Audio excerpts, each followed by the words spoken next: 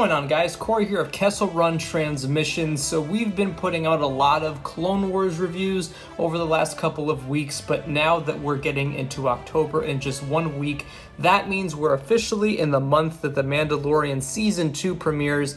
So let's start doing some Mandalorian stuff, guys. We've got the Black Series Mandalorian Incinerator Trooper. I am really excited for this guy, specifically because we can make a pretty cool display. So very excited that this is now out. Hasbro hasn't even officially announced this yet, which is kind of funny. It just leaked out last week. So yeah, it's really interesting that there's no official press release on this at all. But there is Mr. Stormtrooper in the packaging like so. It's got the fire accessory right there, as well as the flamethrower. On the side, we get a cool image of the Incinerator Stormtrooper, of course based off The Force Unleashed, and then brought into canon in The Mandalorian, which is awesome. Back of the packaging, you got a description of the Incinerator Stormtrooper, and then another image of him right there. Of course, this is the brand new packaging, and if you guys see right here on the side, we have a little tease of Greef Karga coming to the line very soon. So that's very exciting. And here he is out of the packaging. Guys, this is a phenomenal figure, I gotta say. So before we take a look at the Stormtrooper Incinerator, here is the flame that he comes with. It is very rubbery, so it is definitely, it feels like a PVC material, I would assume is what this is, and you can attach it to the blaster, which of course we will do. But it is very nice. It's a cool little flame, you know, it works for the Stormtrooper, so glad they obviously included this. It would have been a crime if they didn't include something like this. And he does come with this Incinerator, I guess, flamethrower blaster, which looks really cool. It's just a flat black, so not a lot of detail going on there, but it still looks cool. I think Hot Toys actually just put one of these out too, which is pretty crazy, and Funko has one as well. Then if you turn the Stormtrooper over here, he does have this propane gas tank. So he's got the Imperial logo right there, which is cool. And then you can remove this, I believe. You just have to detach all of this and take off the helmet and all that fun stuff. So it is removable. And I would assume he's a commander because he does have a pauldron on here, which is cool. I believe the only difference between this version and the Force Unleashed version is the Force Unleashed version did have an ammo pack right there, like the ARC Troopers, but this one does not. Still, it's so cool to see something from the Force Unleashed incorporated into new canon. This is awesome. So first and foremost, here is the helmet, which looks phenomenal. Now, this helmet is, of course, the Mandalorian Stormtrooper repaint that we got in the previous wave, which I think looks really good. I think this is the best Stormtrooper helmet we've got from Hasbro in the Black Series line.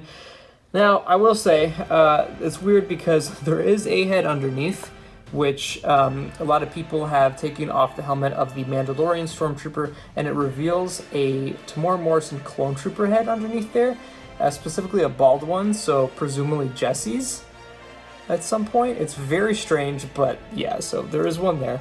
Like I said, he does have a pauldron on, which is a rubbery plastic, unlike the other pauldrons we've gotten on other Stormtroopers, like the Sandtrooper Commander, and then I believe a couple other Force Unleashed figures. So it's a kind of it's nice though because it doesn't hinder the articulation as much. And then you've got this awesome red detail throughout the figure, which looks cool. I wonder if this is the last time we're going to see these guys in Season 1, or if we're going to see them going forward.